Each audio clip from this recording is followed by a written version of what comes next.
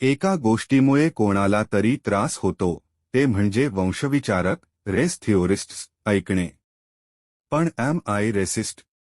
या चित्रपटात मॅट वॉल्शने अँटीरेसिझम किंवा डायव्हर्सिटी, इक्विटी, इन्क्लुजन प्रशिक्षणाला मनोरंजक बनवले आहे. Am I resist?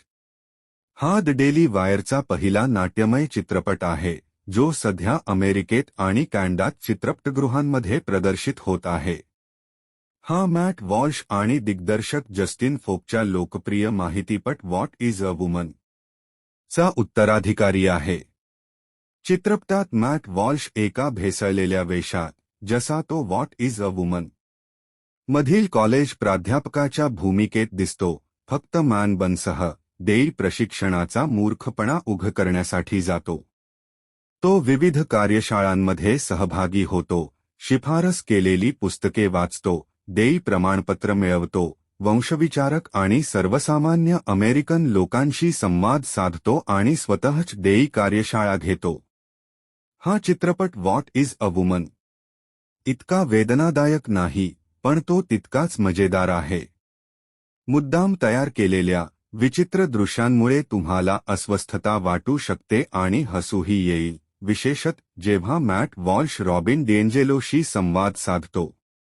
त्यांचा संवाद हा चित्रपट पाहण्याच्या किंमतीच्या योग्य ठरतो. चित्रपटातील कदाचित सर्वात मजेदार दृश्यात मॅट वॉल्श तिच्या विचारांचा वापर करून तिला तिच्या पाकिटातून पैसे काढून त्याच्या काळ्या निर्मात्याला भरपाई देण्यासाठी तयार करतो. यातून एम आय रेसिस्ट मधून काय अपेक्षित आहे हे दिसून येते. मॅट वॉल्श या चित्रपटात साशा कोहेन बॅरनच्या काही पात्रांसारख्या रूढिवादी, गंभीर भूमिकेत दिसतो. म्हणजेच हा चित्रपट च्या मूर्ख आणि विध्वंसक शिकवणींचे यशस्वीपणे प्रदर्शन करतो. तथापि, जसे ट्रेलर्समधून दिसते, हा मुख्यतः एक कॉमेडी चित्रपट आहे.